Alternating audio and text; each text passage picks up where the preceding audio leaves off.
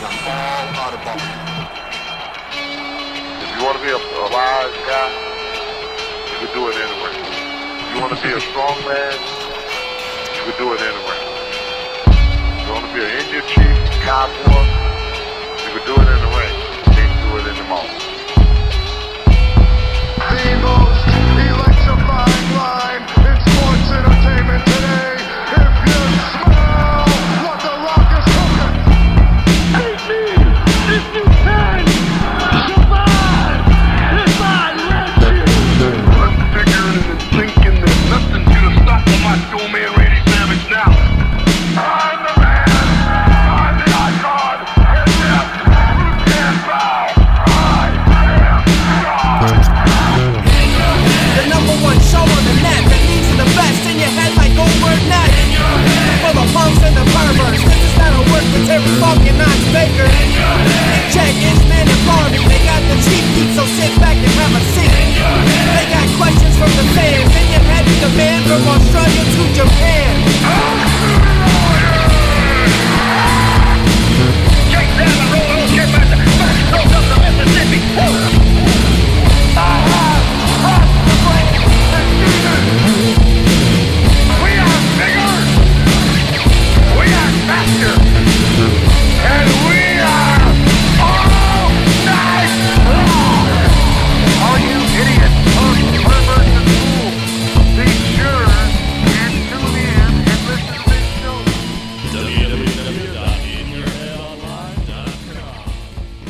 Well, welcome to In Your Head Wrestling Radio. I'm the internet icon, the pride of the Pilgrims, most honest man in all of podcasting, Jackie Jones. And joining me right now, he might be wondering why after that intro. I don't know. He's New York best-selling author, wrestling expert, New York Times best-selling author, TV producer, and he's also the father of the great Dylan Mars Greenberg. Well, you have Keith Elliot Greenberg here. It's very cool to have you with me. Pleasure to be here. I didn't realize that your fandom extended to Dylan. You're clearly a fan of Trauma, right? Yes. I've interviewed Dylan many times on my horror podcast, and I'm friends with Dylan. So I want to bring that up. Yeah. She was very happy when I mentioned you were on. She's like, "That's my dad." I was like, "Yeah." That's great. That's great. So follow the Buzzards. It's right up here. Pro Wrestling in the Age of COVID-19, which is a really good book. I read it. I'm not just saying that because you're here, but it's really interesting because I wouldn't care if you did say it just because I was, as long as you said it. Good point.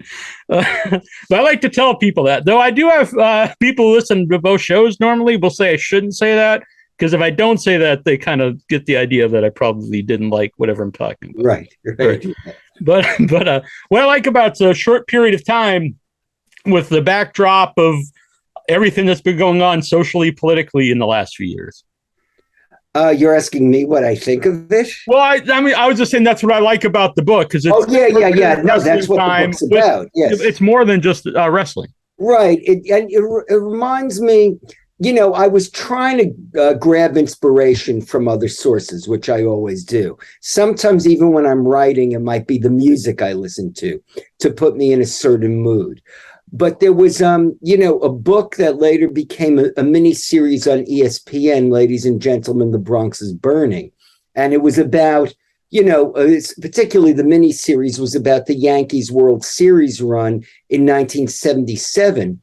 But the Son of Sam murders and the New York City blackout and the riots were all part of, the backdrop to the Yankees World Series run. And it actually, I think, being a marquee team in such a tense time fueled the energy, both positive and negatively, in the locker room. And I think a parallel can be made to pro wrestling during COVID, because we had an American presidential election going on, certainly the most contentious election in my lifetime, in your lifetime. We had Brexit going on in the UK, and we had an international pandemic, and we had George Floyd.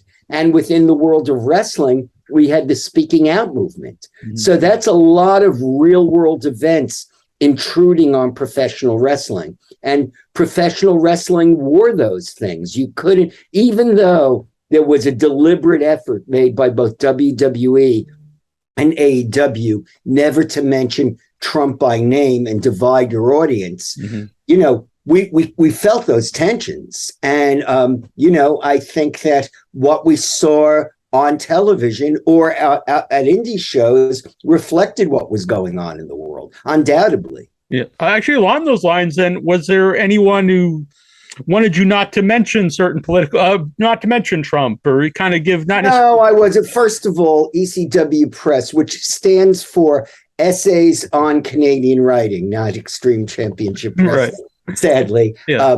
But ECW Press, though, is a Canadian outfit, and they had no issue with me mentioning what was going on in the world politically. And I tried as much as possible to be objective, but a lot of what was going on was pretty outrageous. As I say in the first chapter, it was hard to distinguish what was real and what was wrestling. Mm-hmm. No, when you go into writing this, you don't foresee all this happening. So, like, what did you seek out to do? Well, you know, my last book was Too Sweet, Inside the Indie Wrestling Revolution. And that culminates with the first AEW Dynamite taping. And you have Joey Janela, Marco Stunt, Orange Cassidy, and Jungle Boy leaving a GCW show, an indie show in Asbury Park, and then driving down to Washington, D.C. for the premiere AEW Dynamite broadcast. And I'm like, okay, this is a cliffhanger, because if, you know, this is read 50 years from now, how's this going to end? Mm-hmm. And so I asked the executive editor, Michael Holmes, I said, I really need to write a sequel. And, you know, we came to an agreement. You know, I signed a contract, and then COVID hit. By the time I was done writing the epilogue, we were in the pandemic. And so I said, that's going to be the book. It's going to be pro wrestling in the age of COVID-19. And I was kind of hoping that, you know, I could compact everything into 2020. You know, by 2021, we had a vaccine. I thought that maybe COVID was ending, but COVID still went on for a while. You know, we still were watching WWE matches from the Thunderdome. You know, there still weren't, you know, full crowds anywhere. I went to Wrestlemania in 2021, and it's in the book, when, you know, maybe 30,000 of the fans that we saw were actually wooden cutouts in the football stadium in Tampa.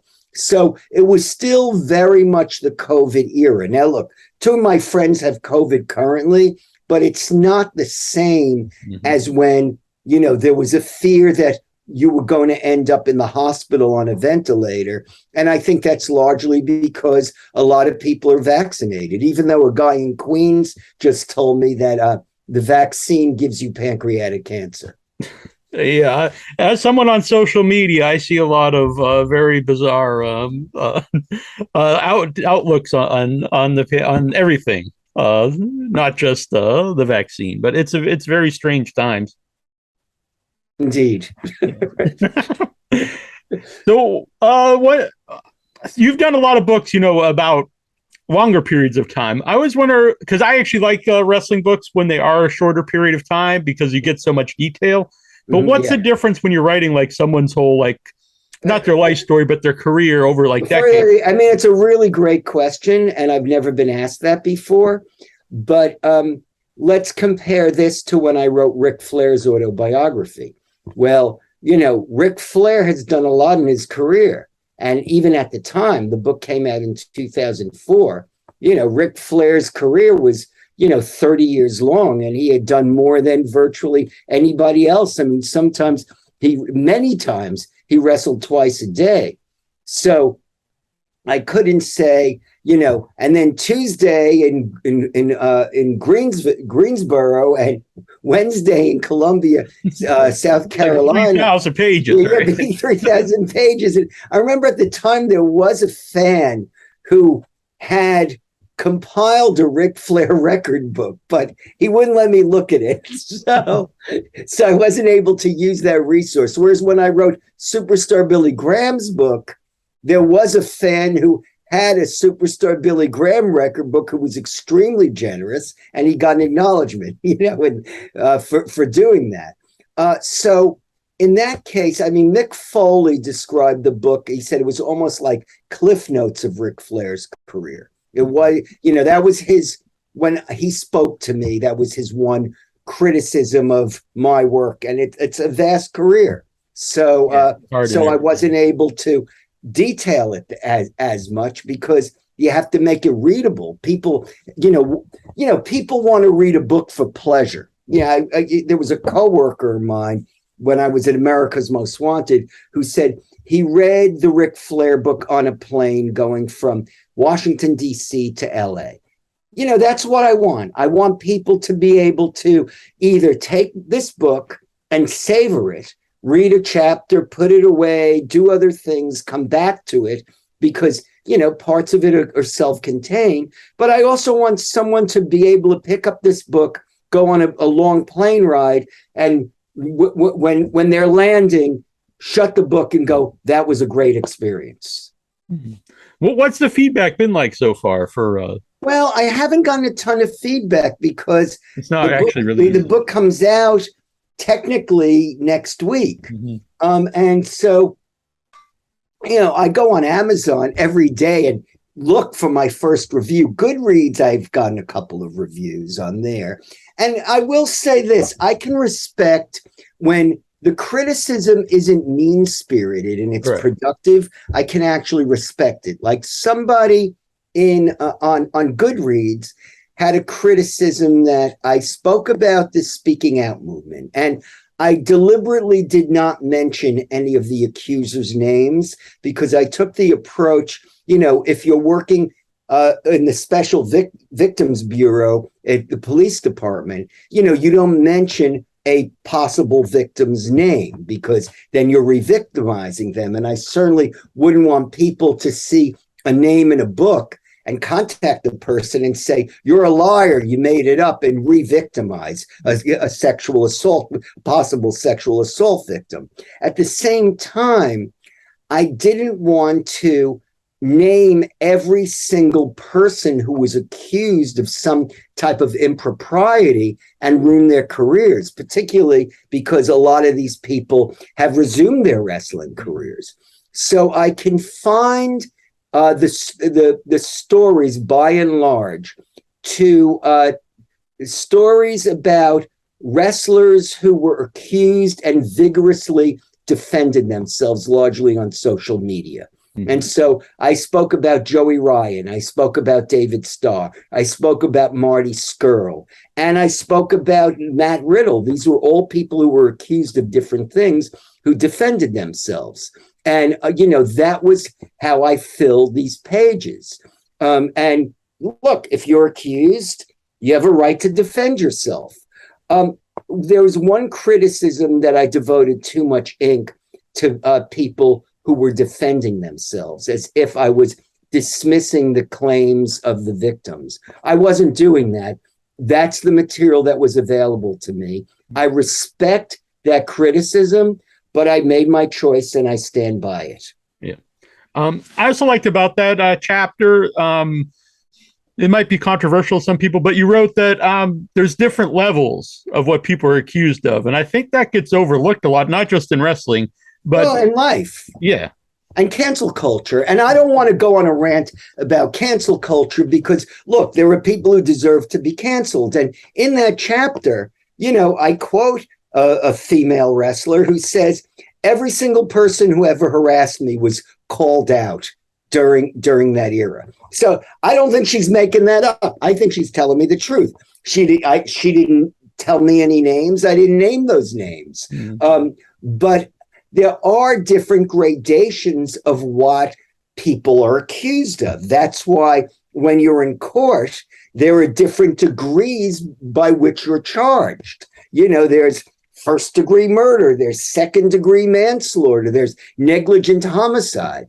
And same thing when you're accused. It's one thing to make a sexist or a homophobic joke, and it's another thing to wait outside a gay bar and pummel somebody. Those are very different types of crimes. If you make a gay joke, maybe somebody should get in your face and call you a jerk, but it doesn't mean you deserve the same punishment as a gay basher. Exactly. And so, there were different levels under, by which people were accused. And at the same time, like I mentioned this in the book, at one point, I went online and, somebody had created a chart of sexual, deviance in professional wrestling. And they were accusing people of rape who'd never been, even their accusers weren't accusing them of rape. So it's like, okay, let's look at this in a sober way. And I don't want anyone to think that I am justifying any liberties that were taken with victims, because I'm not. And, I've been writing about wrestling since 1981, before I was even affiliated with WWE. So, I know what it was like back then. I was around back then. I saw how women were mistreated and taken advantage of. I heard the guys joking about things that happened. I heard guys telling me personally they were appalled by things that had happened. So it's a legitimate issue. This is not the final word on that issue. I want this to raise, I wrote this chapter primarily to raise a dialogue. And it's a dialogue that has to continue for a long time, just like the Black Lives Matter issues. We need to have that dialogue indefinitely.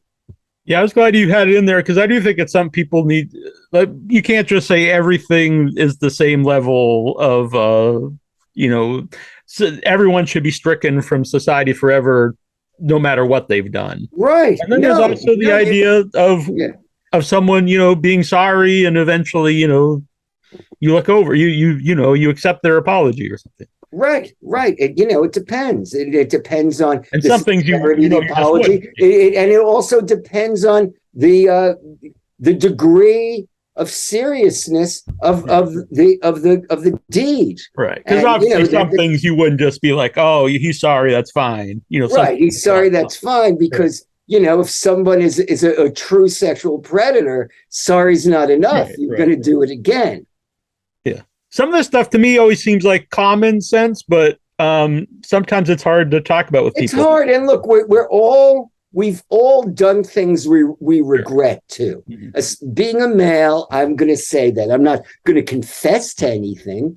But, when you write about this stuff, you think about things you've done in your own life or attitudes you've had at different times. And I've thought, Jesus, I was pretty backward in my perspective at that stage. Oh, maybe that wasn't the wisest thing to do. That person must have felt pretty lousy. I mean, that's human nature. You're supposed to grow as a human. Just as I am no longer insisting that Bruno Sammartino was better than Roman Reigns, right, even though they both had their time. You don't stay stuck on things. You evolve.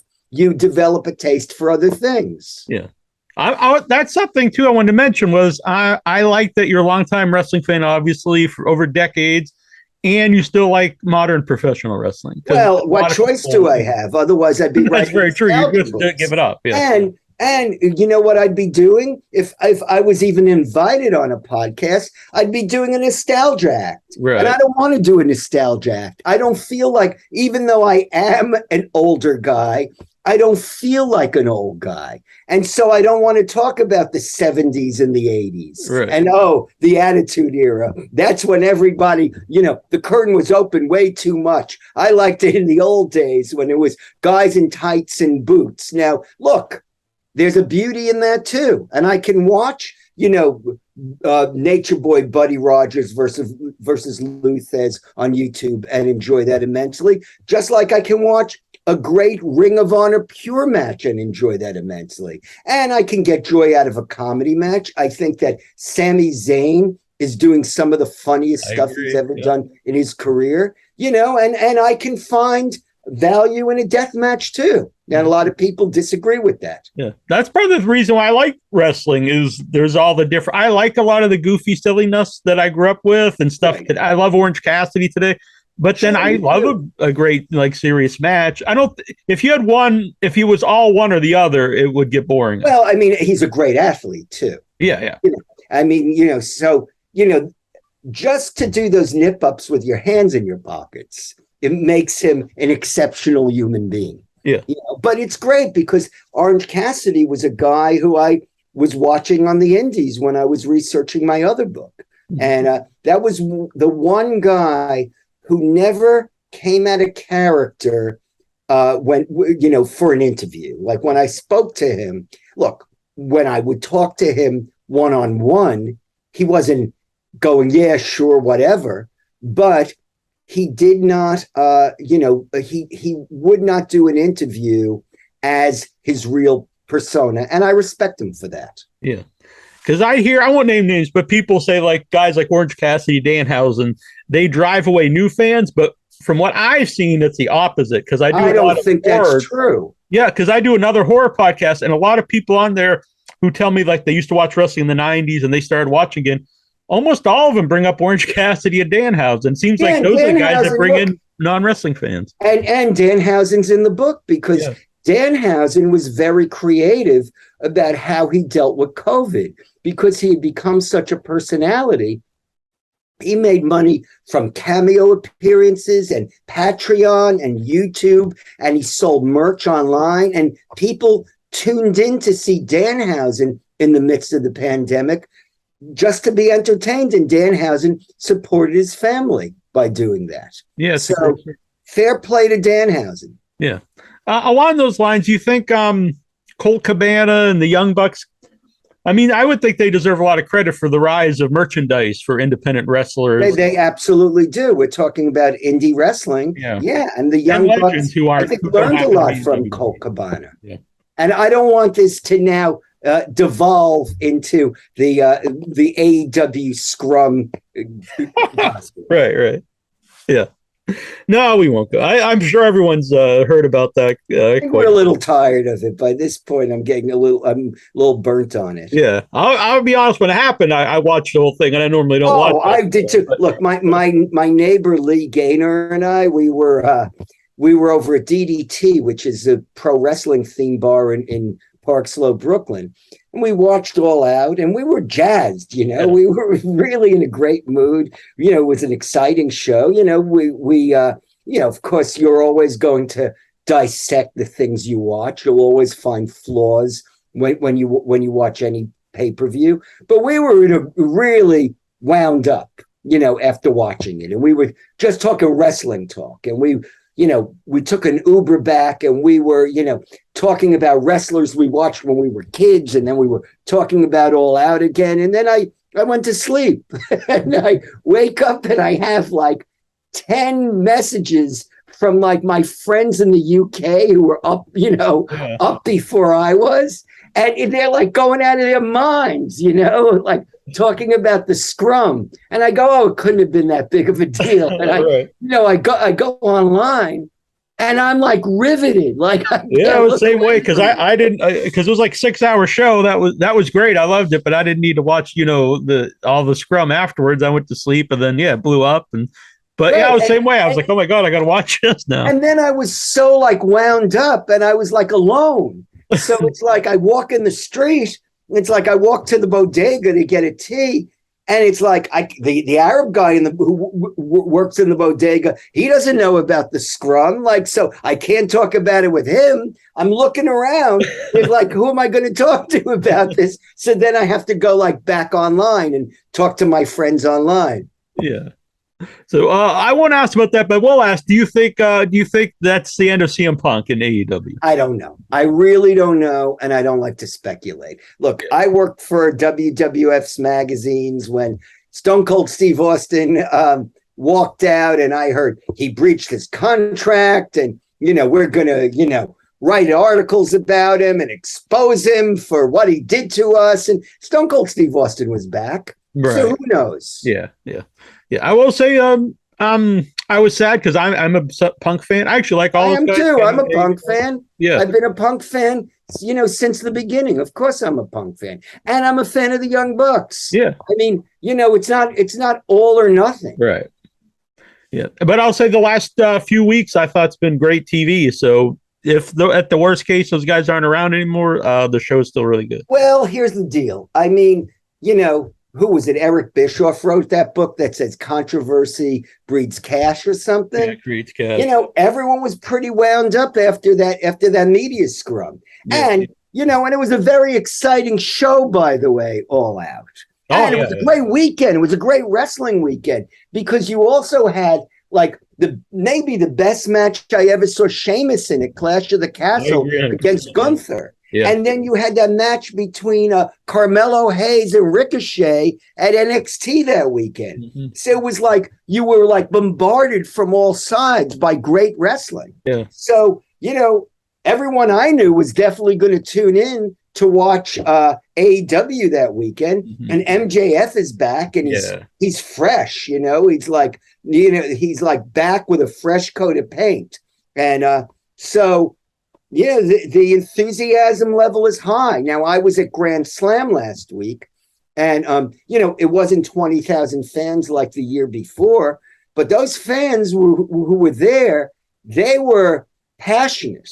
Mm-hmm. And 12,000 fans is a good house. Right. And those fans were into it, and those fans didn't walk out and say, all right, I tried it, I'm done. This wasn't Pro Wrestling USA in like the mid 80s when the NWA and AWA ganged up and they said, we're going to put Vince out of business. And I went to a couple of those shows at the New Jersey Meadowlands. The first one, everyone was really riled up. The second one was pretty good. But like the fourth or fifth show, people were like, oh, this is lame. I'm not going to do I'm just going to WWF now.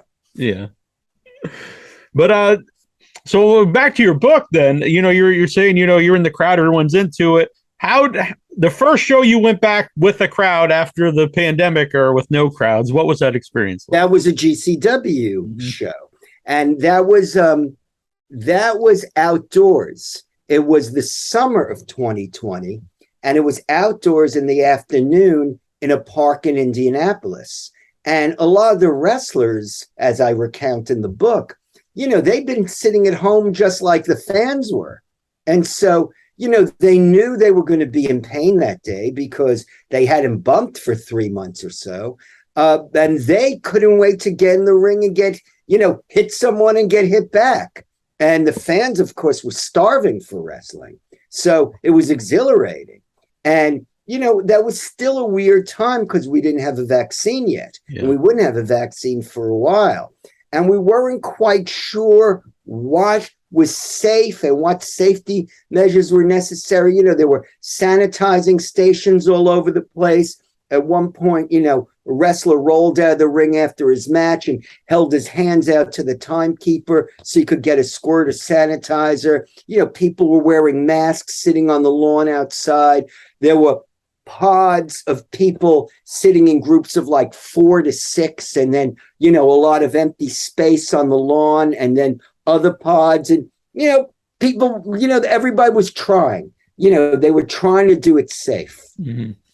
How do you think like highlights of that era will be handled? Like to show highlights of that WrestleMania with like the fan, like especially as the years go by, it's going to look very odd. I mean, I think more about WrestleMania 36, which was pre-recorded at the Performance Center. Yeah, that's what I mean with the fan going on. Yeah, I mean, that's really, I don't even know if I could watch that now, and Drew McIntyre, I didn't get that quote from him, but I quote someone else I quote an article where Drew McIntyre was interviewed, and he said, it was pre-recorded, so he didn't even know if he won the championship officially until he saw it with his own eyes, and he had to watch it at home, and then he took the belt out. He's like, well, I'm really the champion. It's real. It's unfortunate he won it during that period because I think it definitely hurt him as getting the title for the first time during that period. I don't think it would have done well for anybody. No, of course not. Of course not. But he's really rebuilt himself up right now. He's really over again. I mean, you talk about, here's a guy who was, part of 3-man band, Yeah. I mean, so he really has, rejuvenated himself year after year after year. It's strange, but then you look at the 2 cinematic matches at WrestleMania 36, and that was an admirable burst of creativity from WWE during a time when they were being criticized for not being creative, for being stodgy. And, you had, and look, I say this in the book, so I'm not making this up as I speak. And I've said this on other interviews. You had the Bray Wyatt match against John Cena, and that was like watching Eraserhead. And then you had, the movie of films. What was it? The Boneyard match between The Undertaker and AJ Styles. And that was like watching John Wayne in True Grit. So, you had 2 very different types of cinematic features in that WrestleMania. And maybe that's what that WrestleMania will be remembered for. Yeah, I think that probably would be what you'd show highlights of, because at least like there's a cool visual, The Undertaker, with the fire behind him and stuff. Right. As opposed to... And then his old symbol is up flashed on the barn and his music plays and he drives off, on his motorcycle. I mean, it was pretty cool. Yeah, yeah. Now, and then you had AEW doing the Stadium Stampede. I'm a big fan of that. Yeah. And it was fabulous. Yeah. It was, and that was one of the best things I saw all year round. I agree 100%. I was glad you were into a lot of these things. And then you had Jericho and MJF. They did that song and dance routine. I was also a big fan of that. Yeah. I thought it was very amusing. Yeah. And again, it's COVID time. Right. So you're working with limitations. Yeah. Yeah. If it was just on this week, I don't know what I'd think about it, but it was a bizarre times. And yes, it was. That's a good question. Like if they did that this week, I don't know if I would like it as much. Yeah, I don't know. Yeah. I would be very I would boggle my mind, I think. Yeah. But yeah, I dug it. I do think I differ with you on the Thunderdome. It was something about I couldn't get into, but you were into it, so that was good. Whatever, you know what? Yeah. I'm trying to be objective. I will agree that they try to do the best in a bad situation. Right. Look, I'm trying to be, when I write these books, I'm trying to be objective, and I've never been the kind of fan who likes to bash and criticize. And like I remember when I was writing Flair's book, I was in the car with Flair and Triple H. And, Flair was saying, how come you don't take a stand and say, I didn't like this, or I don't like this wrestler? And it's like, I've never written a book. I've never taken a bump. So how qualified am I? I don't know what challenges that person has. Maybe the limitations are on his opponent. Maybe it's just the chemistry between the two of them. But I don't want to bash something that I can't do. Mm-hmm. I think that's good. As I've gotten past my 40s, I try to take that for everything. Because also it's very negative online. People hate every movie or TV show, right? Even if they don't watch it. It's like, well, why not just talk about something you actually like? Is probably a better thing. When I wrote this book about the death of John Lennon in 2010, there was one guy who kept going online and writing terrible things about the book. And I know it's the same guy because he used the same term. He said logistical nightmare. Uh-huh. 3 people do not give me 1 star and use that term logistical nightmare. It was the same guy. And I remember I said to my friends, which I didn't have to do with Too Sweet. With Too Sweet, the positive reviews were positive. I didn't have to ask people to write positive reviews. But I went to, my friends, Jesus, you have to write something nice about me here. I have 2 stars on Amazon. So my sister wrote something, and then she changed her. I said, what'd you do? You have the same last name as me. Change your fucking name. So she did. But the guy caught her, and he writes back, and he's like, isn't that interesting? 20 minutes ago, your name was Laurie Greenberg. Now it's something else. And then Anthony Cali, who used to write for WWF magazines with me, he writes something, and the guy points him out. He's like, you worked with Keith Elliot Greenberg at the WWF magazine. It's like, what's this guy like obsessed with my life? Jonathan Jackson, you're on Facebook. He had a question. Let me grab it real quick. Do you have any fun encounters with Vince Russo during your work with WWF magazine? Yes, Vince Russo's my friend. I'm not saying I agree with what he's created. Mm-hmm. We can disagree on that, but he's a good friend to me. He treated me really nicely. I feel I treated him nicely. And if I saw him right now, we'd hug each other and we'd talk and we'd laugh. And, we would talk about things that might not even involve wrestling, though it's doubtful. Right. Yeah, I actually listened to an interview with you did with him a few years ago, or he did with you. And I thought you said something about like, if you're a bad waiter, like they're not going to judge you as like a person or something like that. But it was like the same thing. I can't say I'm friends with Vince Russo, but I'm always been very friendly with him. Always been super nice anytime I've asked him to come on the show. But that doesn't necessarily mean I think he's a great, a lot of the wrestling stuff. You're allowed to disagree. Yeah. Look, it's the wrestling business. We're here to be entertained. Just because you may not like a storyline that someone wrote, or even all the storylines they wrote, or most of them, that doesn't mean you dislike the human being. Right. About during that time, though, what did you think about his rise from, he's writing the magazine, or editor of the magazine, till he had a radio show. Right. He had he was Vicious Vinny, I think. Yeah. And so he had a radio show, and then he started writing like a column for the magazine, I think as a freelancer. And then he kept like pitching ideas. And he was the one who said, let's change the magazine around. I mean, he was the one who really wanted to break kayfabe to a degree. And I appreciated that, because I was able to interview guys as themselves and talk about their character development with like respecting the fans, respecting themselves. And I was, grateful to have that opportunity to be able to do that, because it's something I never imagined I'd be doing, writing for a wrestling magazine. Yeah. I remember getting the Vic Venom newsletter. It was around real briefly in the 90s. I think it might have been the first newsletter I ever read. Then I found Observer and all these things. But along those lines, as writer for the WWF magazine, what did you think of like Wrestling Observer and the Sheik? I mean, I always read Wrestling Observer.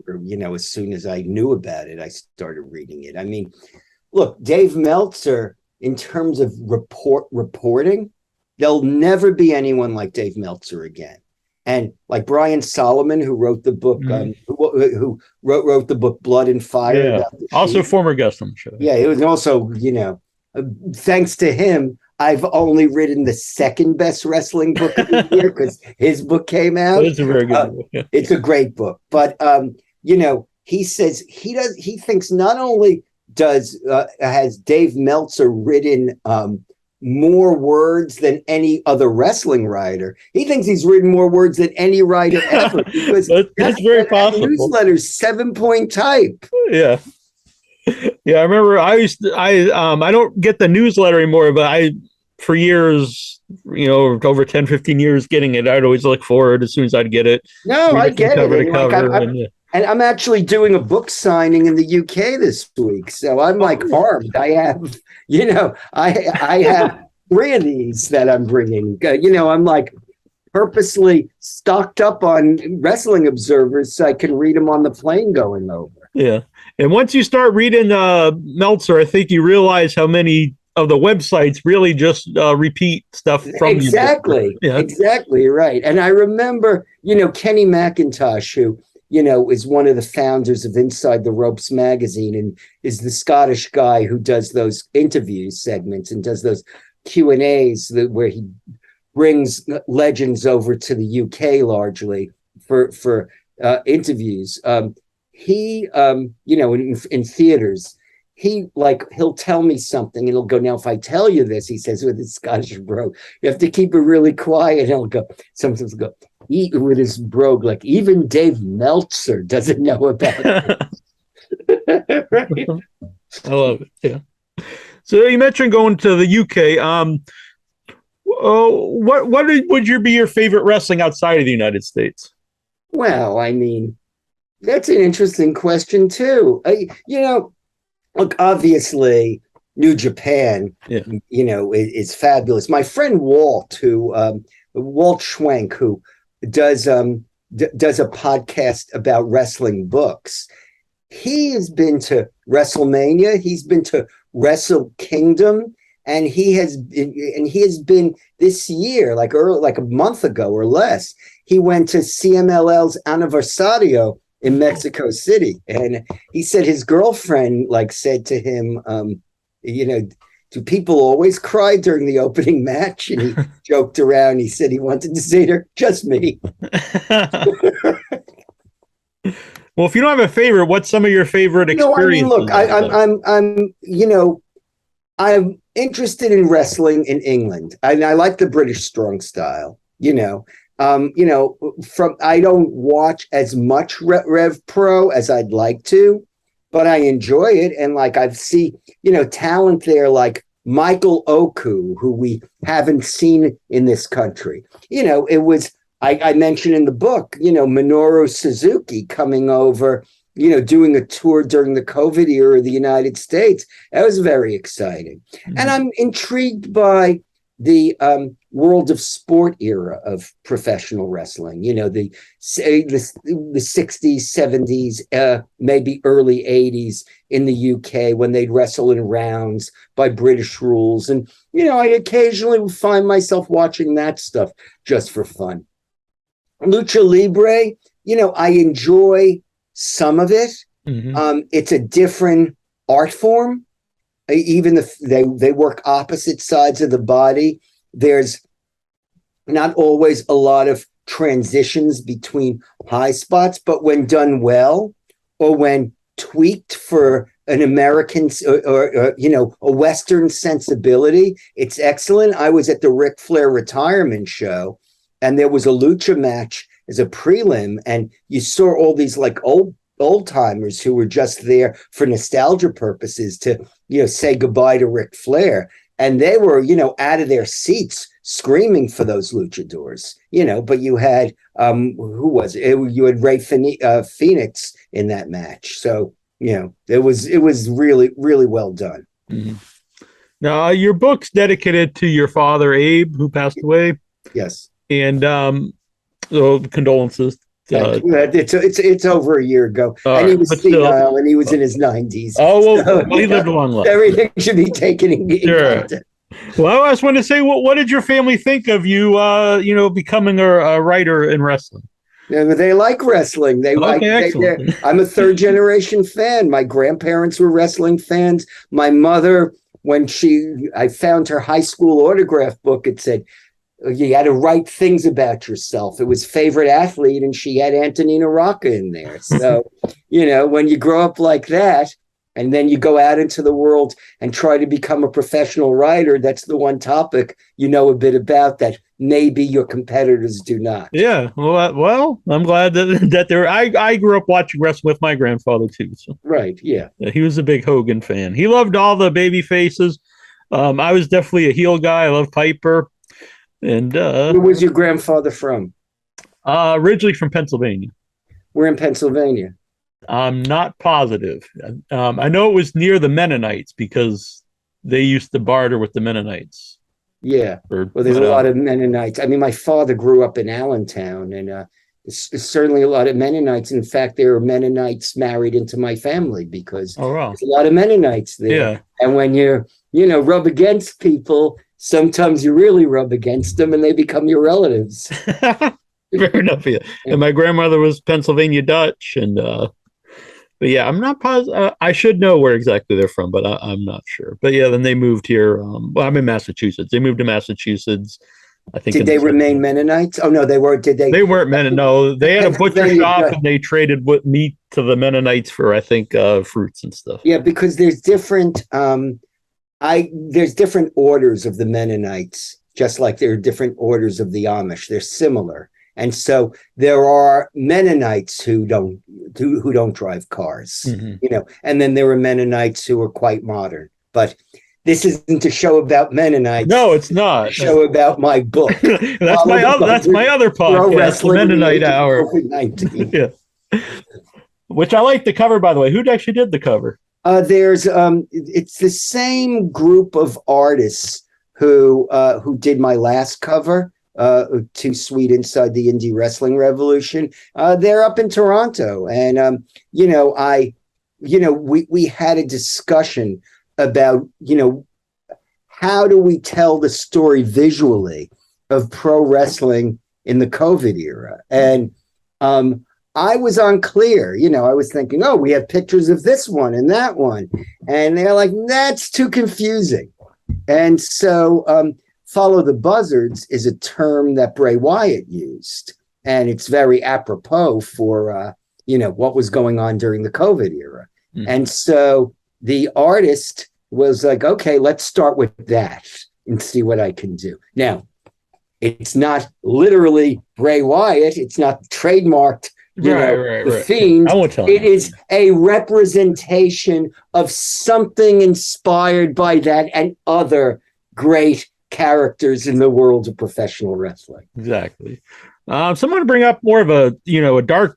I guess a lot of this is dark, but the death of Hana Kimura and kind of the rise of social media and people being cyberbullied. And so, what would your advice be for a young wrestler for social media? Because you kind of have to have social media. Well, you have to have social media because, look, and I say this in my last book, you could do a move on an indie show in Perth, Australia, and then a month later you're working for PWG in LA, and a month after that you could be at the Performance Center or on Dynamite or Elevation in Dark. Yeah. But like social media gives you exposure that just didn't exist in the past.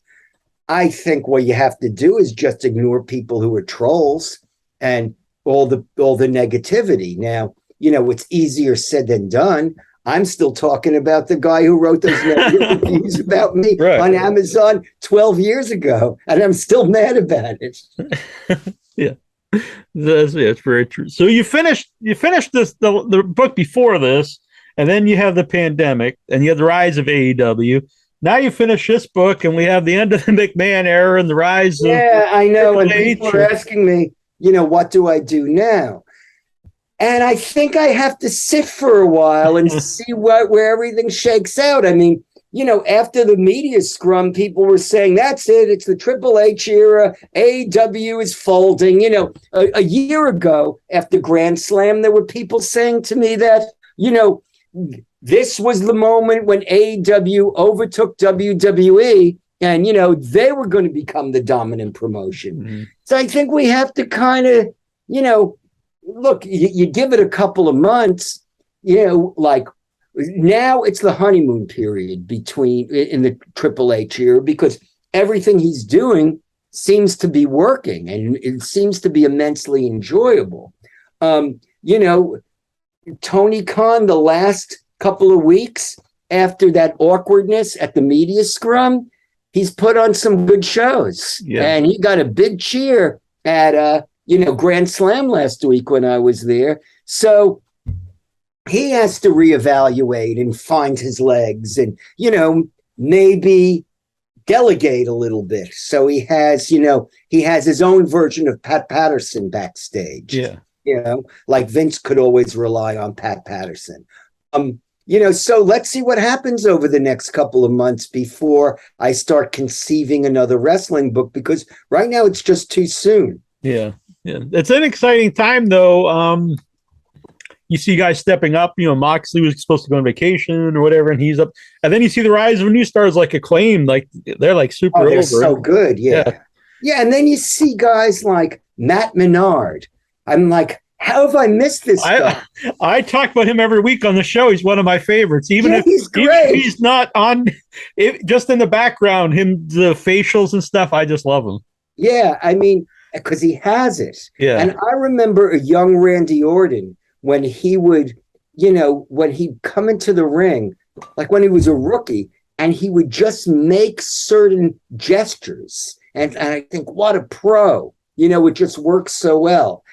So, you see this talent that's there and is there to entertain you. And, look, the Acclaimed, that's like a movement now. They're this year's Orange Cassidy. Yeah.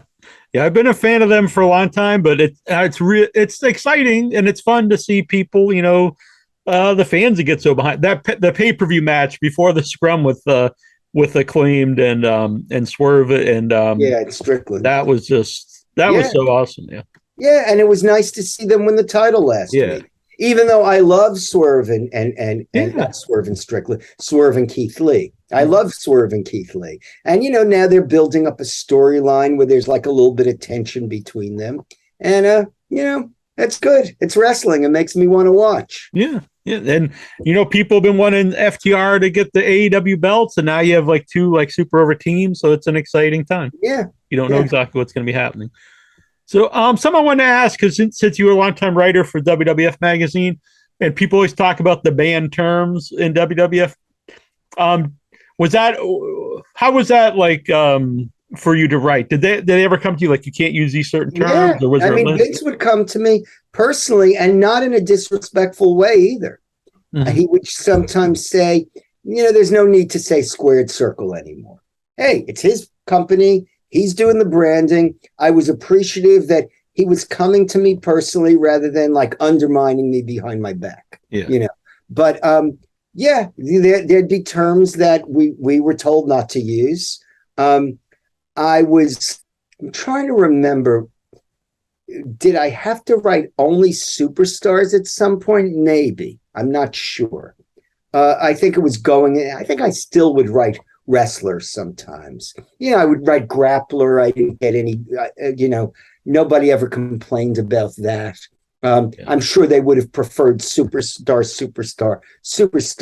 I'd write titan. I mean, you have to like vary it up. I'd write, I might say combatant, gladiator, there's terms you can use besides the banned terms. Mm-hmm. I know that belt we couldn't say for a long time, but sometimes when I go in, when I'll look at one of the old magazines I wrote for in the 80s and the 90s, belt is definitely in there.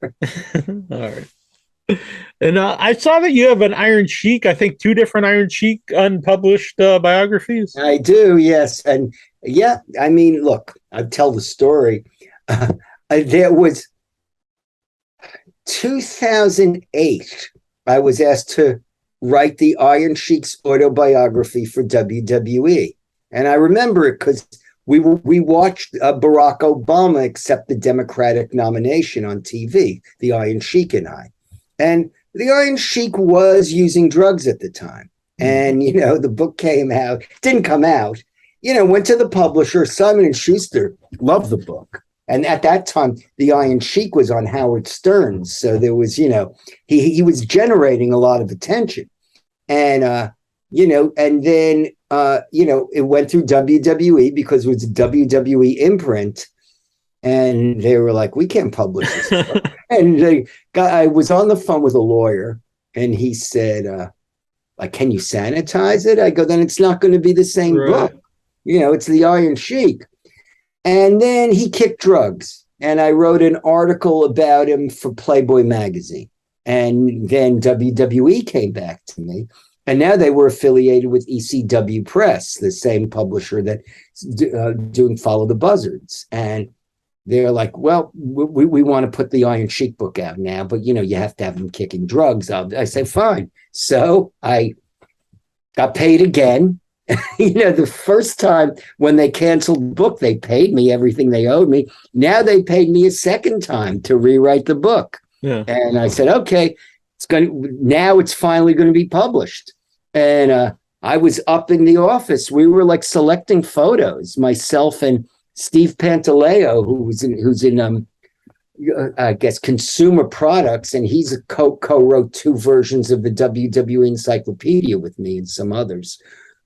we were picking out photos. We were having a good time. We were getting photos from the PWI archive, really good stuff. And then the word came. I was told it was not from Vince. It was from somebody very high up who said, "Has this help our brand?" Because there's stories about smuggling drugs into Canada and, riding around with Roddy Piper and then doing that, literally mashing drugs in a mortar and pestle, and the cops pulling them over and them paying off the cops, and the cop going to Piper, "Roddy, I'm only doing this because I love you."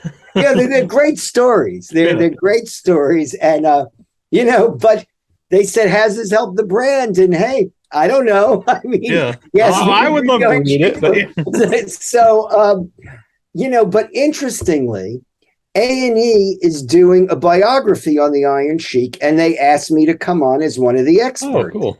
And so when I sat down to do the interview with the producer, Gil Knight, Gil had a copy of, a bootleg copy of the book. Oh, really? I'm going to have to go look this up. And WWE gave it to him. So I thought the book was embargoed. I thought the books had been burned. Yeah. And when I did Too Sweet and I was promoting that, a fan wrote me and said he paid $700 for one of those advanced copies of one of the books, and he resold it for $1,400. Now, I wouldn't do that because I feel that's not an honest way for me to right. Yeah. Do you have a case of them somewhere? You can just I wouldn't, Yeah. I can't bring myself to sell a WWF magazine that I wrote for. Right. I just can't do it. Yeah. But I can sell my current book because I'm supposed to do that. Yeah. That's pretty wild. Iron Sheik, the only guest that ever hung up on me. Well, but it was 2005. Yeah. It was actually before he was on Stern, and it was my most downloaded interview ever, and it's 5 minutes. And then I had him on a few years ago. It was a very nice interview. No one ever talks about it, unfortunately. But yeah. I actually got along with him quite well. Yeah. Yeah. The last time I had him on, very, very sweet guy, actually. Yeah, he is a sweet guy, and he has a nice family too.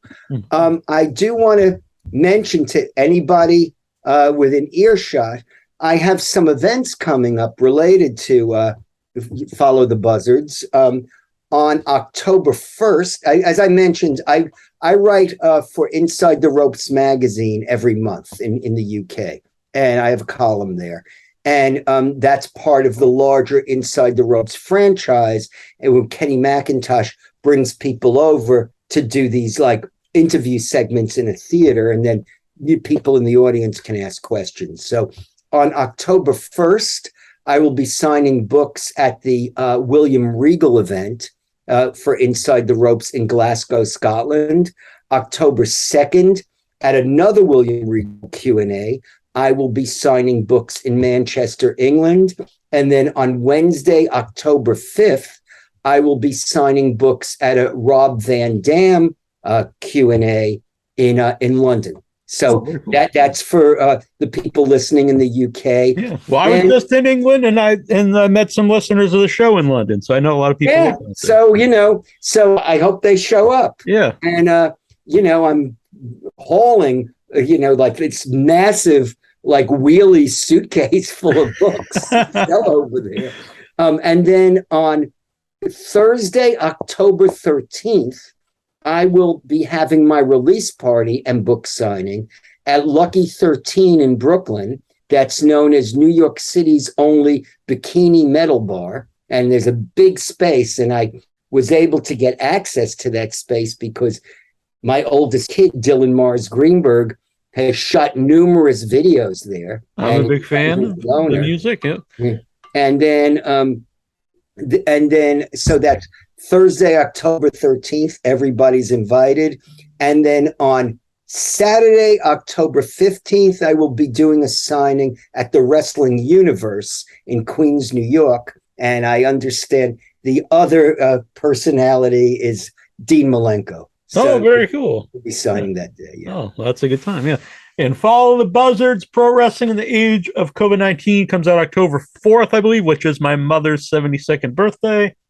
That's how they planned it. They did, yeah. They called me up to say, like, yeah, I think that's a good idea. But yeah. But no, I really like it. And again, not just because I really do like it, and I think people should check it out. All right. Well, thank you. Yeah, and I really enjoyed talking with you. Me too, as always. I don't think have I spoken to you before? No, it's for some reason it was going to happen a few other times for some of the other books, and some reason it never happened. But yeah, well, this was a good interview, so it was good. I appreciate that. We'll do it again. The sometime. whole hour. Yeah, we'll do it again sometime. Good. It sounds great. It's too bad you're not in New York. I'd love to see you at the party. Yeah, I would love to go to that. That'd be great. Okay, but we'll cross paths, I'm sure. All right, very good. Thank you. Great, thank you. I really appreciate it. Thank you. Bye. Andre the Giant. Andre was big. Yeah. It was not small. No. Andre could drink and he could fight. Drink. And a fight. Andre was big. Yeah. It was not small. No. Andre could drink and he could fight. Drink. And a fight. Andre the Giant. Andre was big. Yeah. It was not small. No. Andre was great. He was not bad. A great big heart and a great big man. Andre was big. Yeah. It was not small. No. Andre could drink and he could fight. Drink. And a fight. Andre the Giant. From Grenoble, France.